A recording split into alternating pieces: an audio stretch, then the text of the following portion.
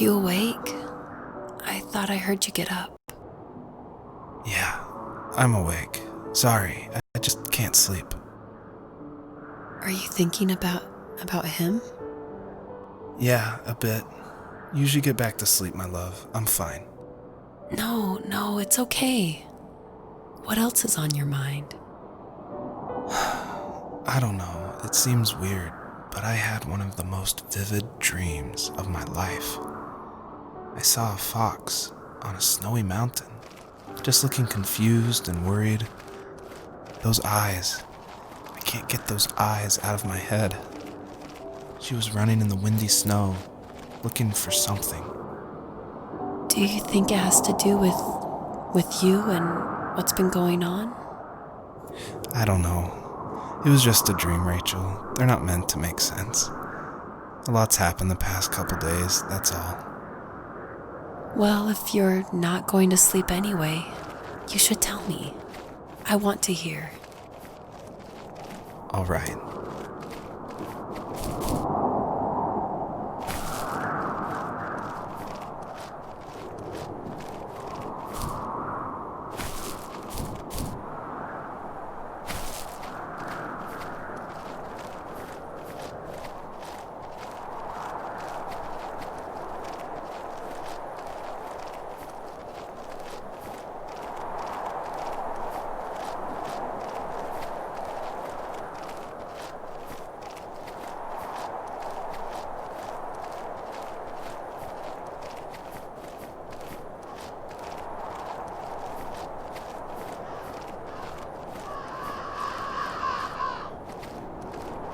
So, not far from her home, she followed that path to something unexpected.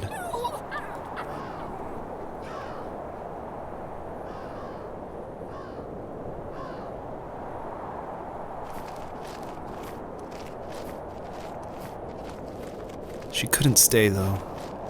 She had to find her other 2 children. So she took that path. She followed it towards something ancient. Something with answers.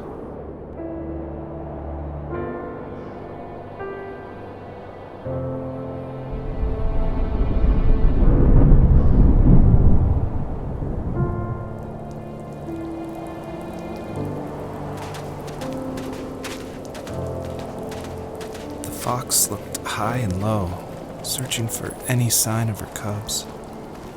Points of light showed the way to this ancient tree. It was as if each one had a story to tell, all their own. The land was trying to tell my story, too. I felt like I was right behind her the whole time.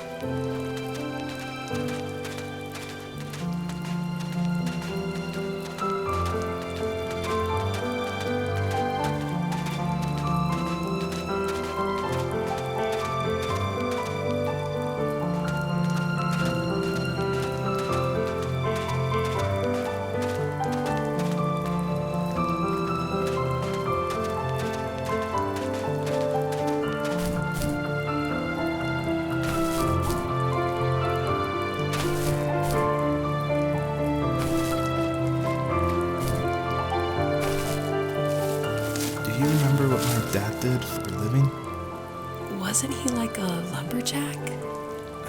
That's one way of putting it. If wood was a canvas, then a carving knife was his paintbrush. Even after working a 50-hour week, even after his hands were more splinters than skin, he would bring home the nicest piece of Alaskan weeping cedar and make me toys. That wooden train was the first toy I can remember, and I loved it. I just knew from a young age I was going to be a lumberjack, like my father.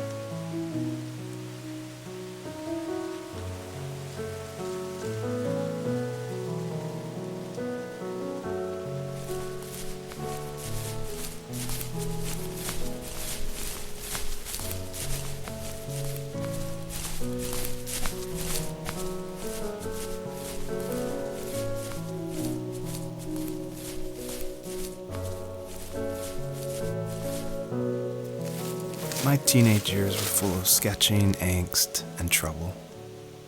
I wasn't popular or unpopular. Maybe just forgettable. I guess that gave me a sense of freedom, so I hung out with crazy kids, doing crazy things, even though I mostly just watched the chaos ensue. We did it all. Put fireworks in mailboxes, hide roadkill in people's garages, break windows of the barber shop in Anchorage. My dad was furious, but he was so busy working he couldn't do much to stop me from going out. I think being an adult means there's no one to stop you making hard decisions. He had to make a living, and he couldn't be in two places at once. Yeah, I realize that now. But at the time, I was sure he was more interested in growing his business than what was going on with me.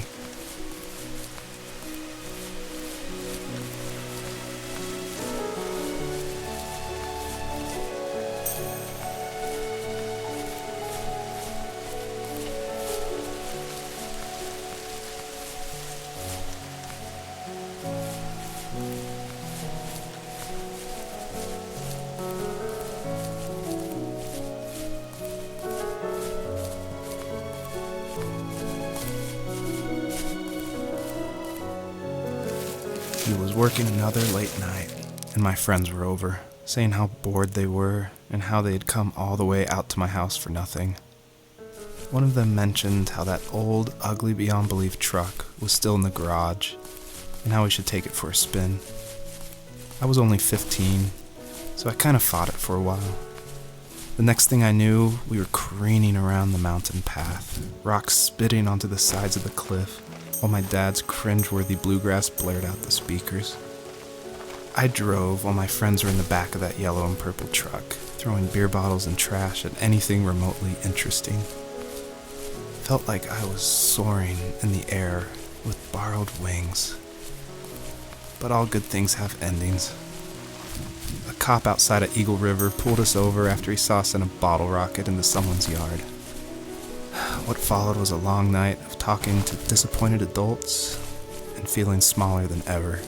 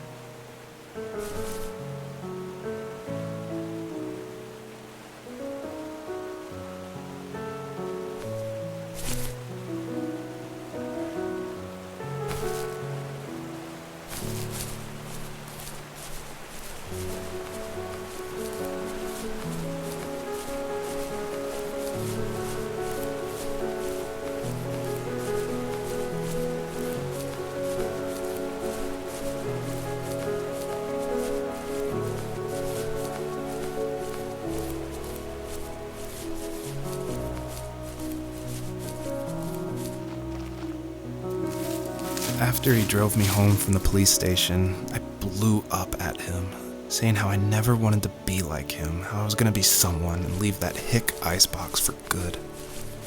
He just looked forward at the road with tired eyes. I took out that bluegrass tape from the cassette deck and chucked it out the window. In my sage teenage wisdom, I thought I proved the ultimate point, but my dad had a different idea. He slammed the brakes, slowly bowed his head while gripping the steering wheel, and finally looked at me. All he said, like it was a polite request, was, "Make this right." I sat there in silence, fuming, but I eventually got out and combed every square inch of the woods, muttering profanity after profanity. I found it 30 minutes later, near a small waterfall off the road. I went back to the truck, put the wet tape back in, and sure enough it worked. We didn't speak another word to each other the rest of the night. Wow, I knew you were a crazy teenager, but... It's hard to believe, isn't it? It surprises me too. It's like I didn't really know who that kid was back then. I bet my dad thought the same thing over and over. It's almost like he was saying, "Make this right," to himself, more than to me.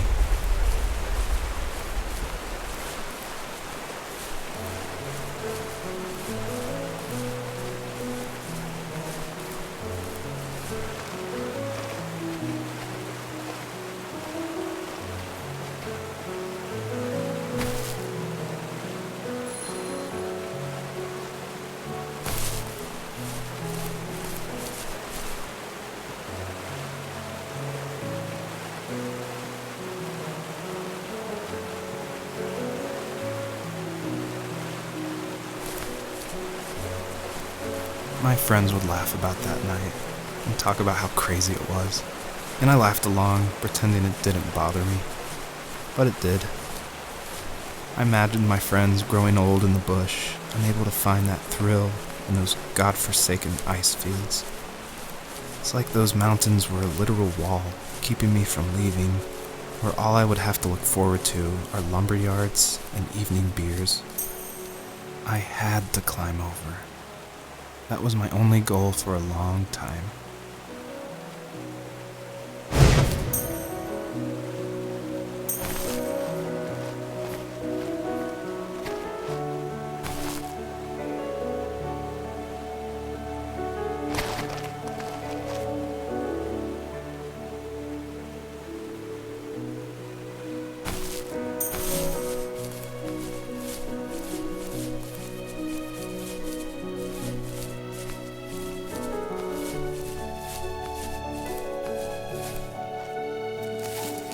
If there was some way I could take my love of drawing and turn it into a way of escape, nothing would make me happier.